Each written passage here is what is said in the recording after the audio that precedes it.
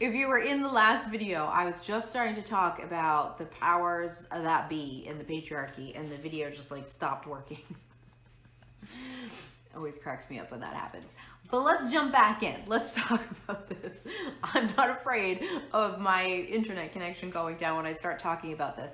But all kidding aside, this is powerful stuff. So society forces ego on us and really like perpetrates this idea of ego-based thinking, because there are a few small people who have power over most everything. And so this is what I was saying when the video stopped me last time, so bear with me. Let's hope we keep the connection this time. Most people don't disagree with me when I say we live in a patriarchal culture. And in this patriarchal culture, there's a very small group of people who have the most power. Throughout history, when that's happened, there is uprising and there's pushback and there's fight for that. And so the people who are in power know how to keep that power.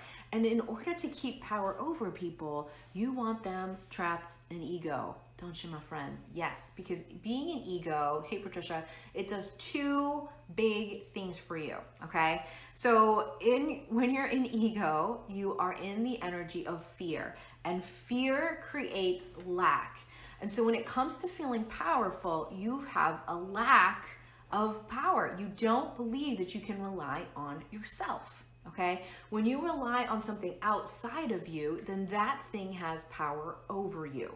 So think of this and think about the areas of your life. Think about the reflection work I gave you today, hey Ann, where you made a list of like 5 different areas of your life and you looked at like how much of it was ego driven and how much of it was intuition driven, right? Think about that list for a minute. The places where you said ego driven means that you rely on something else to power you. Okay, as a power source, the power source for this thing is outside of you. And anytime that's true, that thing has power over you. Okay, you with me? Does that make sense? So let's just look at healthcare for a minute. Okay, our culture promotes that we take synthetic drugs, right, to heal our bodies. Now, let me just full disclosure to you that I am not against taking medicine. I take medicine. I go to doctors sometimes, but so I'm not saying that that's wrong. What I am saying though is that to only do that, to only treat symptoms with something outside of yourself, is making it so you now rely on this thing outside of yourself to even function, to be healthy. Okay, do you see how that is something having, sorry, I'm trying to like sit so that the light doesn't look so bright. Does that make you understand that that thing now has power over you? So when people ask me, why is addiction such a huge problem? I point to that fact that we live in a culture that promotes us having to rely on a drug to be healthy, right? And so that bleeds into so many different places, and that belief becomes a huge problem in our culture. Does that make sense to you? So instead of looking at it like, I need to take this drug in order to be healthy, if you looked at it like, I need to take this drug, this synthetic outside of myself thing, to get myself better, but at the same time, I'm also going to look at the root cause of why this is happening in my body. Where's the dis-ease, right? Where's the thing that's not operating as powerfully as it could? And how do I support my system to operate there? How do I bring it to that place, right? Which is like the definition of holistic healthcare.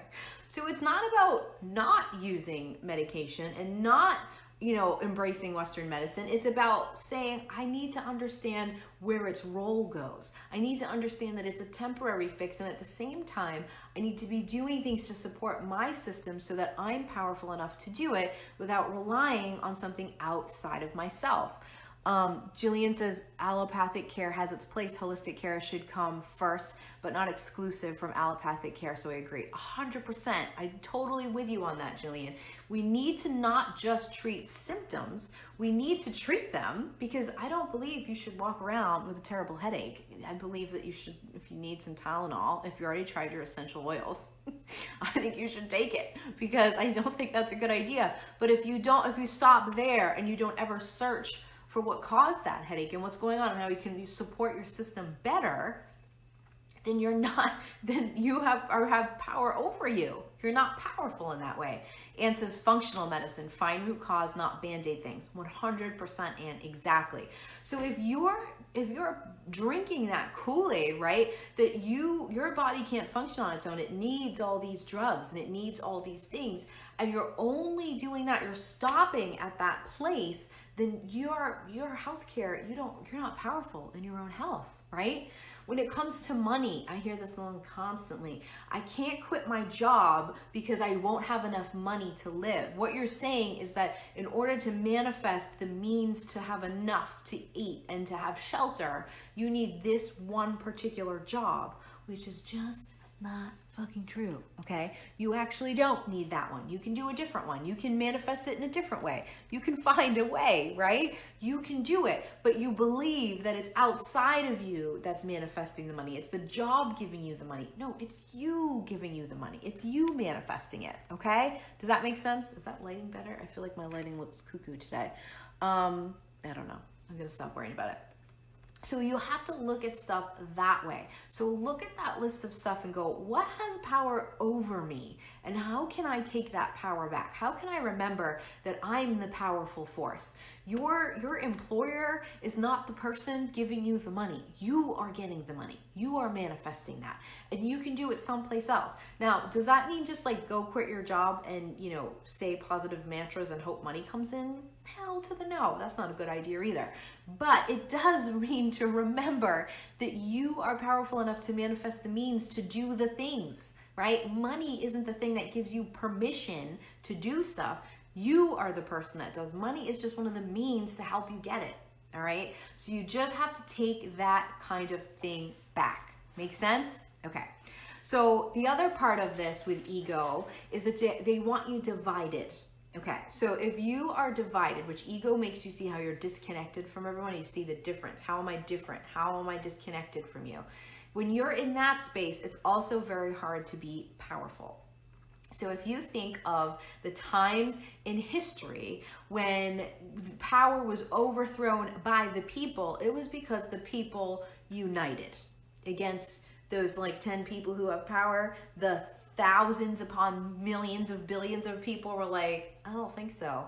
Got together, put their differences aside, and saw how they were the same and what they wanted together, and overtook. All right. So the people who have the power over you, who want to keep you in ego, that's what they want. They want you divided because they know history has showed us that if we unite, good grief, we're going to take them out, right? Very easily. So being divided. So I am about to put my toe into the political pool here. So I know some people get their panties very bunchy when this gets brought up. So just take a breath. But listen when I say everything to do with politics. Every freaking political post I see on Facebook is telling you to choose a side, and then we're saying, and then I'm going to defend this side, and then I'm going to only be on this side, and it's keeping you divided, and it's intentional. It's created to not allow us to unite together and take over something that we don't like.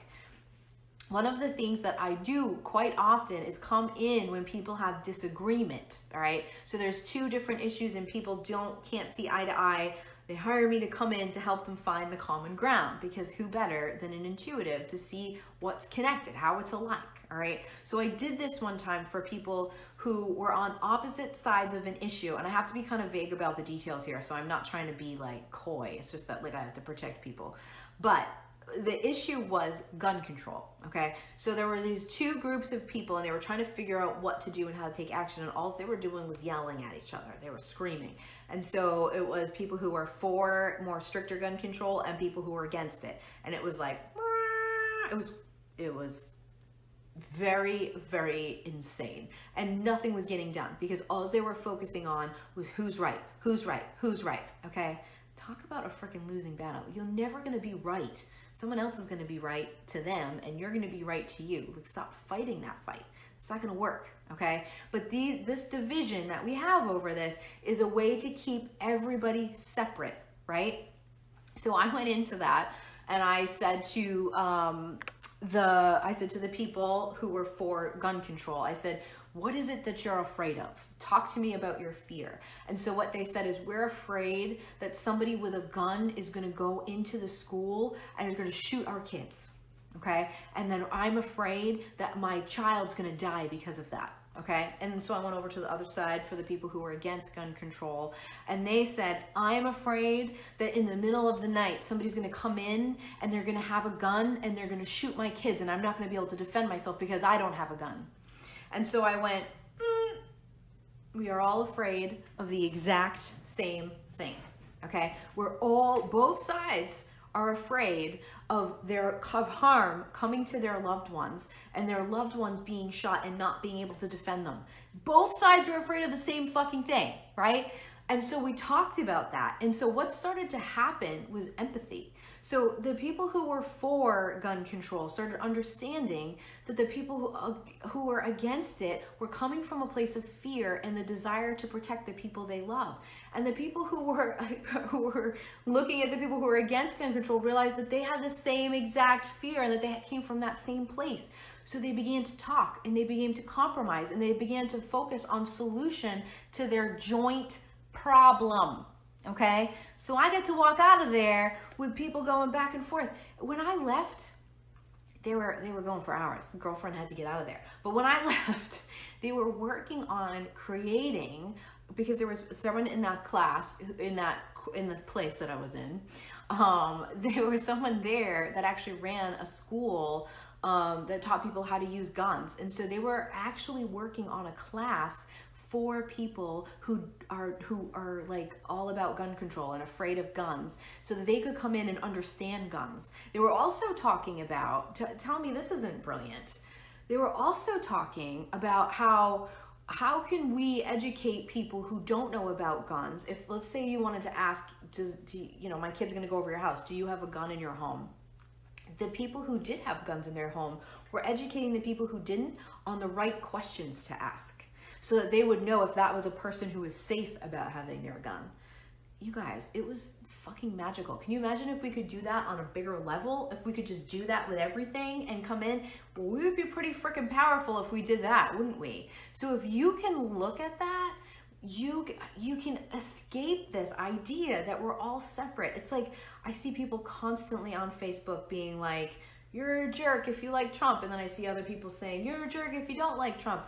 Oh my God, why are we dividing over that? Who gives a freaking crap? What are we all fighting for? What do we all want? Let's work together. Well, we got to be kept separate because, my God, are we powerful if we work together, right? So that's what you have to see. So when you feel that need to be like, you over on that side are wrong, just take a breath. Don't use right or wrong speech. Talk about what you want instead of what you're against. You guys, anytime there's been war declared on something, it's gotten worse. The war on drugs, I believe I use this as an example tomorrow in the work.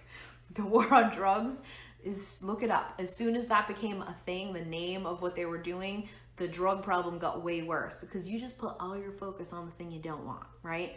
Put your focus on what you do want and speak to that. And then there's no sides. It's, hey, I'm looking to do this. And then there's just different solutions coming to you, right? So if you remember that, you can be insanely powerful. If we unite and work together, we can do better. I know that sounds like a Hallmark after school lifetime special, but it's true. Okay, so all of these places that bring you into ego do it for those two reasons. Okay, I want to get to some of the questions that were sent in. Let me see, I see some questions here. I'm a registered independent. I choose what I feel more strongly about at the time. We are human. The gross media is divisive intentionally. Yeah, totally true, Jillian. 100%. What you feed grows. Absolutely, Elizabeth. Absolutely. Just to the point, I wish I had looked this up before the video, but it just occurred in my brain right now, and I can't remember the man's name who did this experiment, but I bet you could find it if you looked it up. And if you do find it, if you'd post it in the group, a link to it, I will forever be grateful. But there was this man who did this experiment where he created two different Facebook profiles, two different Facebook accounts.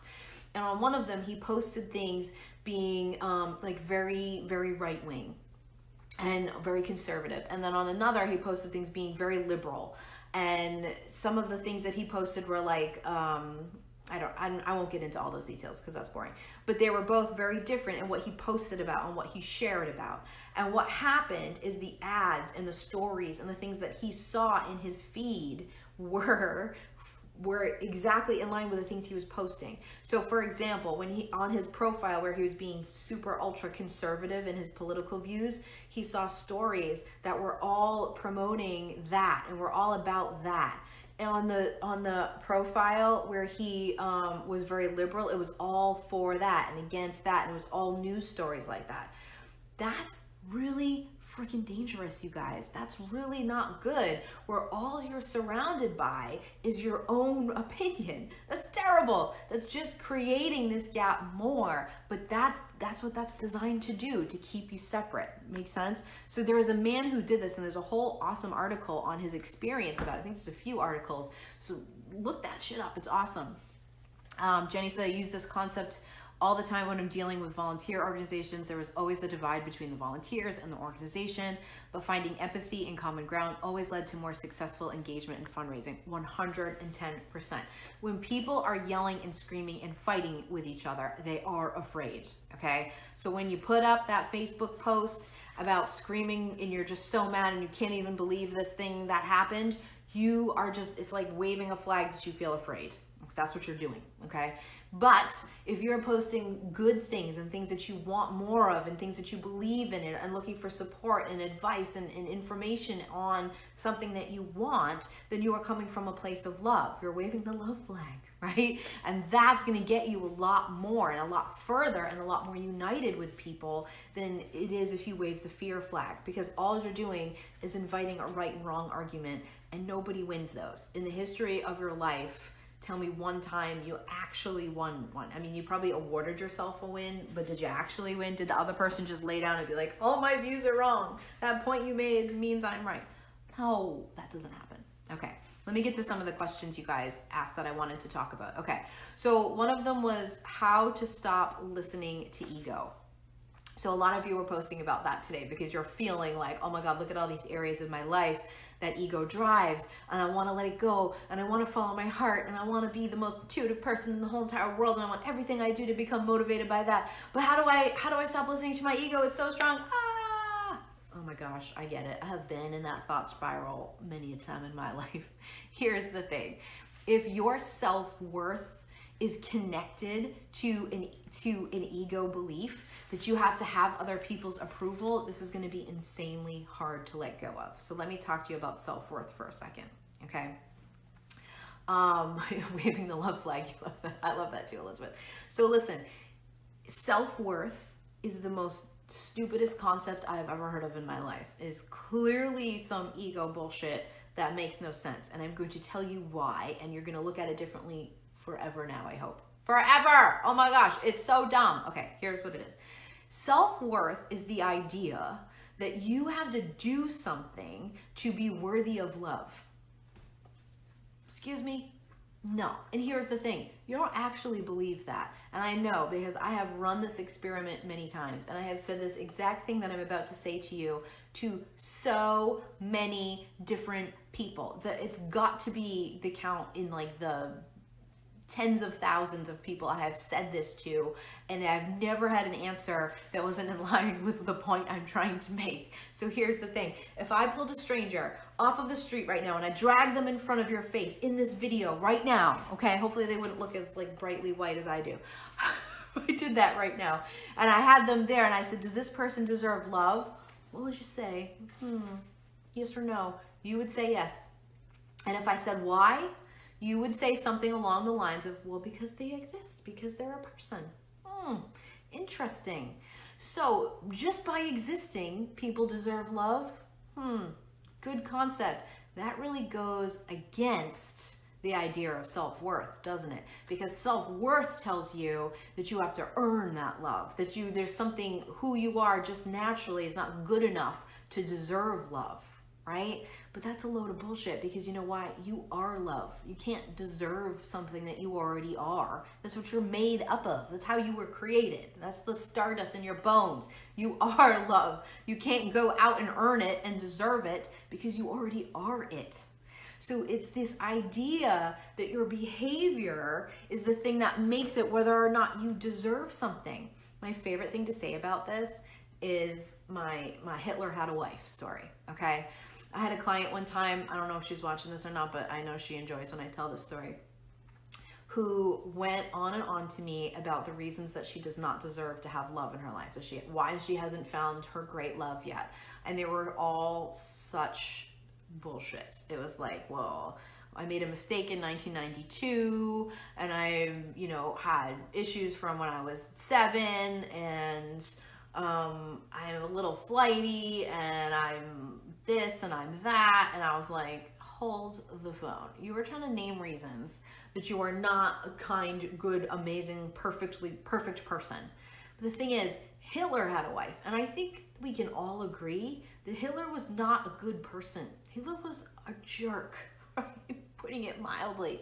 He didn't earn a wife with good behavior. He wasn't God, the universe, the divine feminine, purple dinosaur, I don't care, whatever you call that, didn't look and be like, you know what? Hitler's been doing some really good behavior. I'm going to reward Hitler with a wife. That did not happen, okay?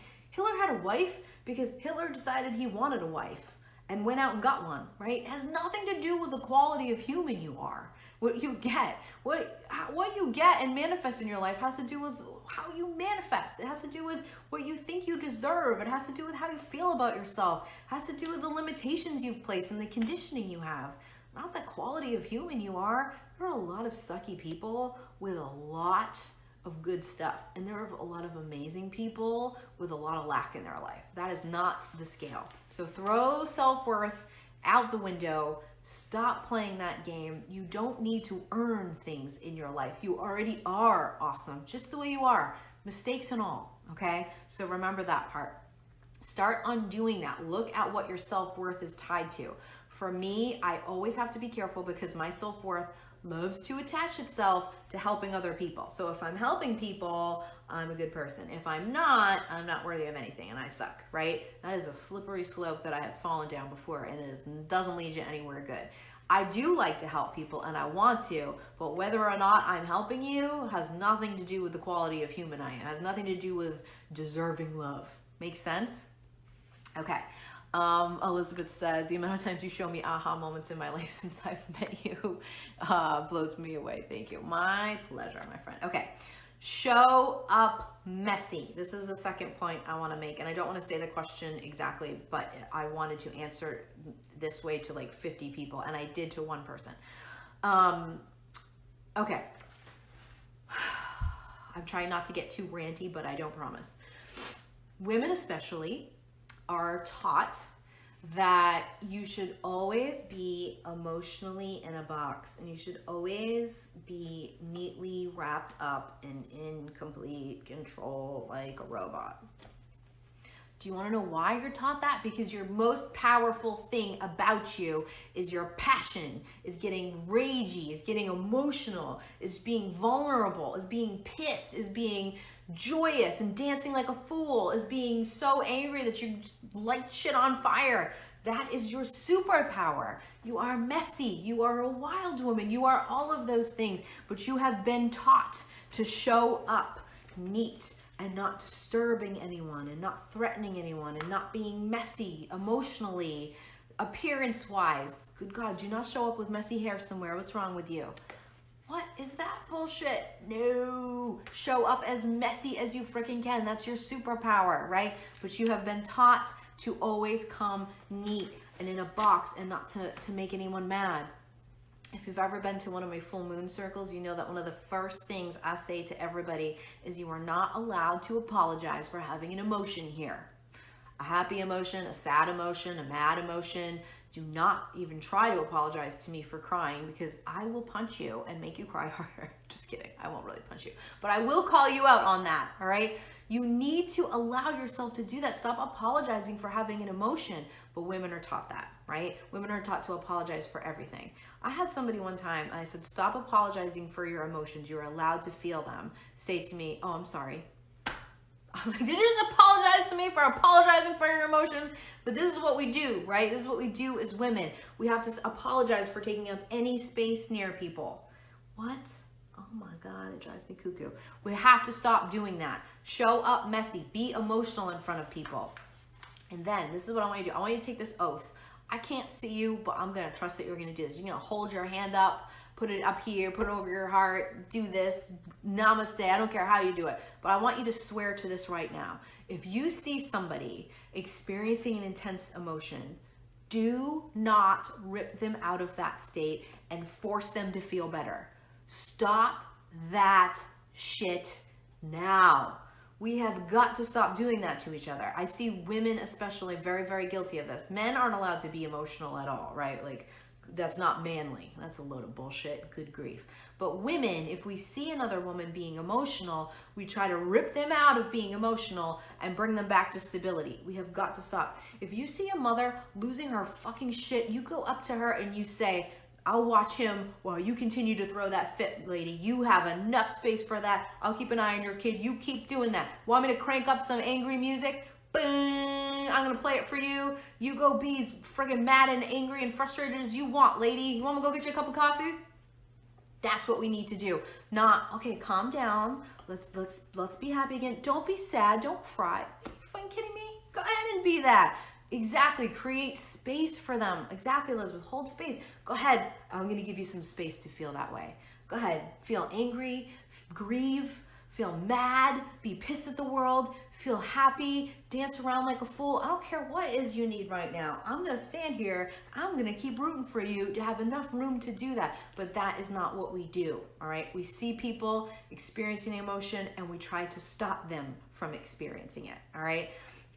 And I'll tell you a quick story. So when my son this last summer, broke his arm right above the elbow so bad that he needed to have surgery. And he had to have pins put in it. It was a very traumatic experience. And so we were in this moment where he had a splint on and they had taken it off, and we were in between the splint room and the x-ray room. And to have x-rays on this thing was killing him, and the pins were sticking out, and he looked at them despite me trying to stop him, and he started to flip out, and he started to scream, and he started to sort of collapse in like a kid having a temper tantrum sort of does. He's 8, by the way, so this is like not fun. So he starts flipping out and I start flipping out because they tell me now, the doctors say, from where I am, I've got to make him walk from this point all the way around the building into a different area to get him to see the doctor before he gets his cast put on. And I lose my shit, friends. My kid is flipping out in pain. I haven't slept in like, I don't know, I think it was like 5 days. I hadn't slept, just staring at this kid who's in terrible amounts of pain, and I'm trying to keep it together, and I lose it. I lose it at the nearest human being, and I start yelling that they need to get him a wheelchair because I'm not making him walk. He can't do it. He needs to sit. And everyone's telling me that there are no wheelchairs left. There's no wheelchairs in the building. So I'm sure any mother can relate to turning into like, tiger mom. And I was like, well, I'm going to go find somebody and dump them out of one if you don't deliver me one. So people are yelling back. There are people in the waiting room who are giving me dirty ass looks, you guys. There is a woman over like next to me who's like, just calm down, just calm down, just calm down, which is only making it fucking worse because then I'm not going to calm down. My kid is in pain, right? Another woman who's actually an x-ray technician is in a different room. This is how loud I'm being. Comes out of that room and comes over to me and puts her hand on my arm and says to me, I don't have a wheelchair, but I have a rolly office chair that I bet we could put him in and you and I could push it together and we could bring him there and I will help you.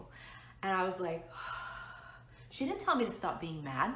She went and got the chair and we put him in it together and she did it. And while we were reeling, you know what she said to me? You're doing a great job.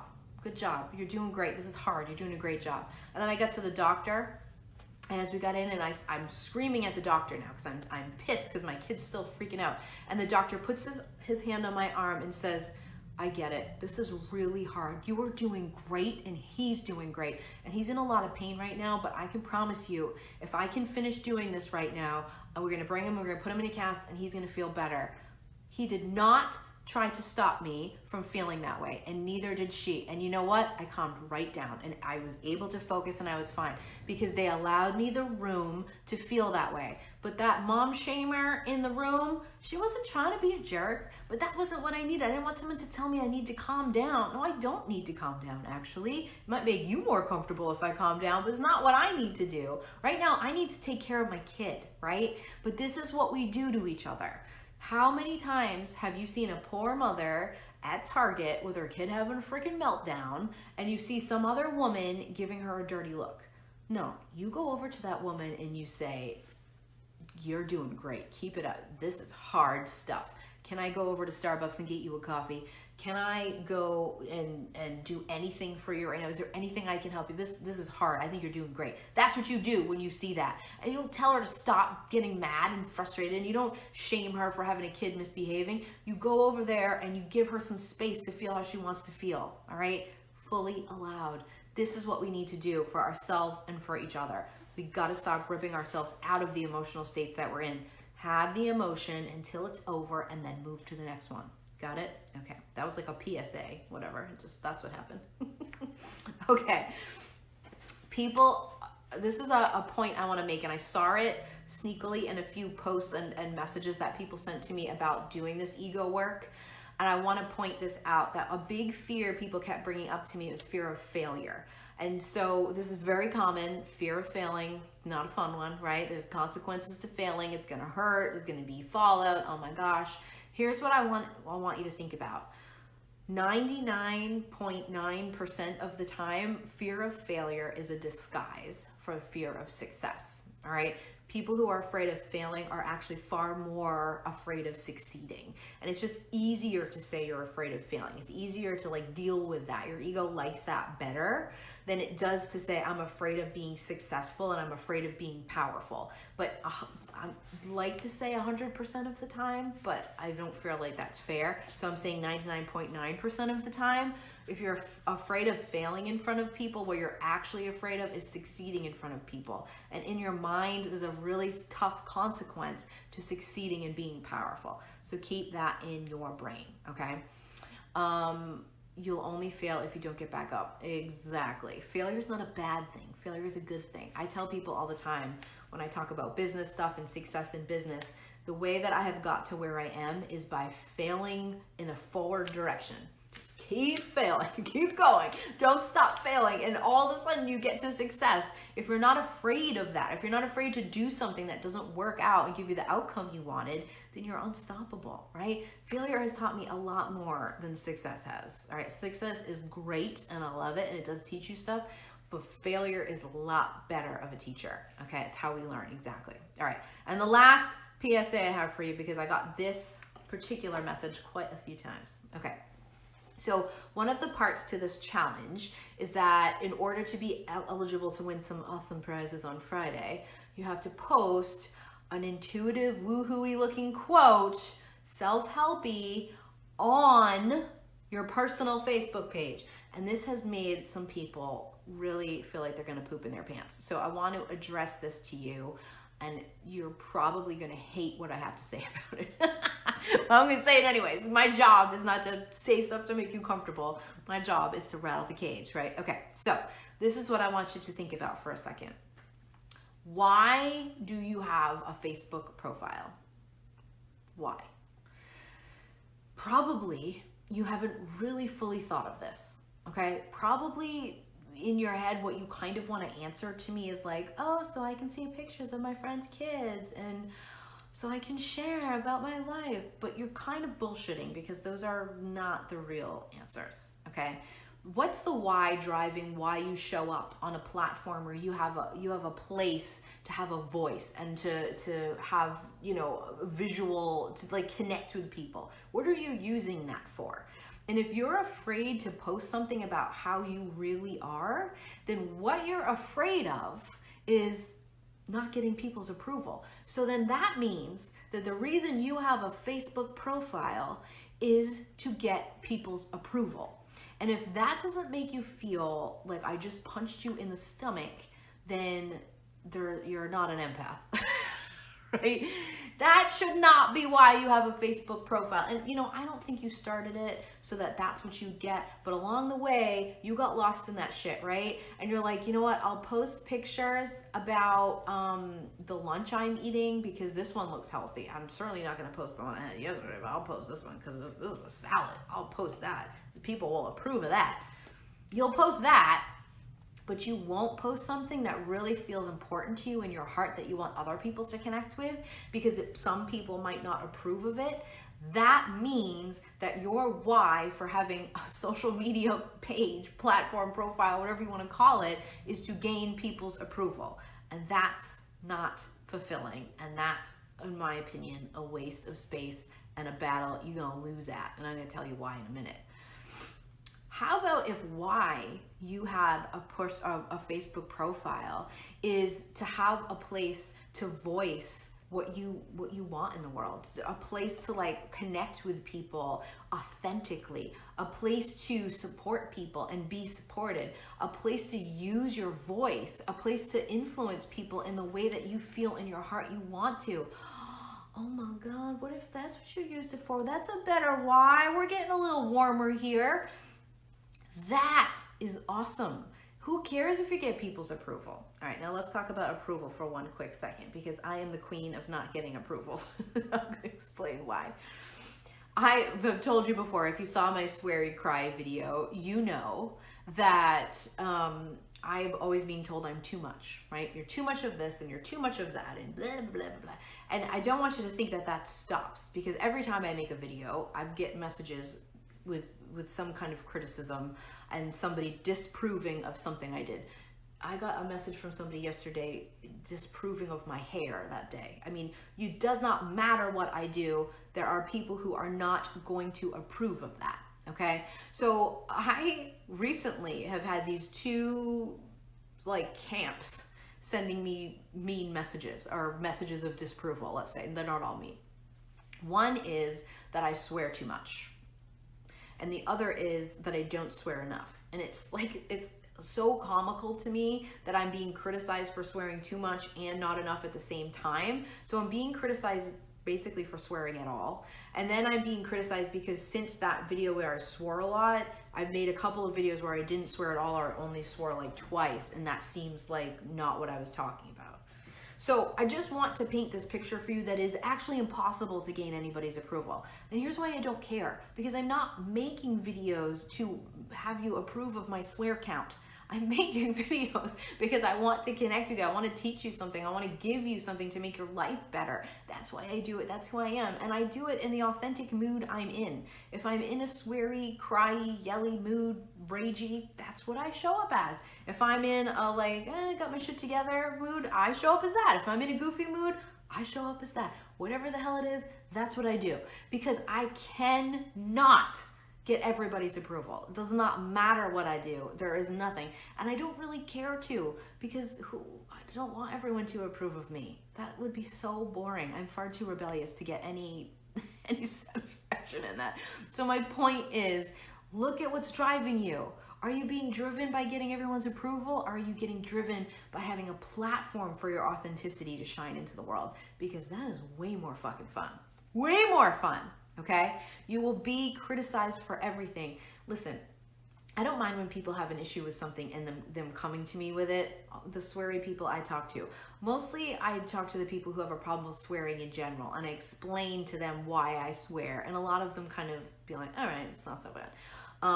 But some people just can't, and that's fine. I'm not everyone's cup of tea, nor am I trying to be. And you aren't either. In fact, if you have any interest in anything I'm talking about, if you're doing this challenge, you don't actually deep in your soul care about the approval of those peasants who aren't ever drinking your Kool-Aid, do you? No, you actually want to have that authentic connection with people and use your voice and influence and change people's lives for the better. I know that. So you've got to let go of that need to get that approval, all right? Listen, we all post like that cute picture of ourselves and are looking at like, that one only got 10 likes, but that picture where I look like an idiot, got 20, what the hell, right? Like, whatever, we all think that. I'm not saying not to do that. It's okay to want it. It just can't be the thing that drives you. Do the things that are authentic to you and shine that way. It is so much better. The other way, you're gonna lose every time, okay? You cannot win that way. It does not matter what you say. Somebody's not gonna approve of it, and that's okay. All right, you have to believe that in pissing people off, you also help them. You have to believe that. It's not going to be all warm, fuzzy hugs and cheerleading. There's going to be people who are like, no, and they throw tomatoes, and you've got to take them both. All right. Okay, so let me see, because I think I've got some old comments here. Let's see. Jenny says, is far more important in the long run. I was in this boat last week with a screaming, melting child in front of parents at pickup. It took a kind friend to acknowledge what was happening. While nothing could be done in the exact moment, she called me the next day to once again acknowledge that I was doing a great job and that she had thought of a solution to help in the future. Ugh, perfect. I love that. We have all, as mothers, had moments where we have not felt like Mother of the Year. Quite opposite. Shit has happened. Our kids misbehave. Good God, it happens to us all. And to just hold space for someone and to, like, sometimes I'll just be like, pump my fist in solidarity at a mother I see with a kid who is losing his mind and she's like standing there and dealing with it. Just that is enough to know that someone's not judging you. They're saying like, keep it up. You're doing great. Mother is freaking hard, right? I love that. Let's see. Candace said, I'm most guilty of posting things I care about and then deleting. I gotta stop that shit. Yes, I know what you mean, Candace. Like, you put something out there and then you're like, wait, what if that's taken wrong? Like, your ego gets a hold of it and you take it down. No, let people be pissed about it. I love it. Stirring up people's shit is good for people. That's good. Making people mad is okay. That's fine. Let's see. Jenny says the challenge has been amazing so far and coming at a time I need it most. Oh, I'm really glad to hear that. Patricia said, so for the challenge, do I have to post everything on my personal page as well? So for the challenge, to be entered to win prizes on Friday, you have to do the challenge part where you post your quote on your personal Facebook page with the hashtag, and if you can tag me as well so that I make sure that I can see it. So yes, that is part of the challenge. You can post it anywhere you want, but posting it on your personal page is the part that enters you to win. And that is because I am forcing you to post things that are authentic and deal with the way your ego feels about it. All right, there are very few things that I don't do that aren't strategic. All right, I think that I got to everybody. If I missed you, I'll come back and grab you. But take this stuff in and work with it. Tomorrow, if you feel like your panties are bunchy today, hold on, because tomorrow you're really gonna have a wedgie. That's a weird analogy. But tomorrow is really intense, and I'm taking a lot of history of why being empathic and intuitive has been like, let's shut that shit down, and given such a bad reputation. And I'm telling you what happened, and I'm putting it kind of in a nutshell, like skimming over it, but just to give you an idea, because I want you to understand, because my hope is in understanding that you will be so pissed that you go out there and you change it. Okay, so tune in for that. Get ready, do the work today, do your reflection work, post so that you can win. It's worth it. Let somebody think you're weird because you posted a quote from Deepak Chopra. Who cares? Even if they think you're weird, they probably will benefit from reading the quote. So it's fine. All right. Talk to you guys later. Bye.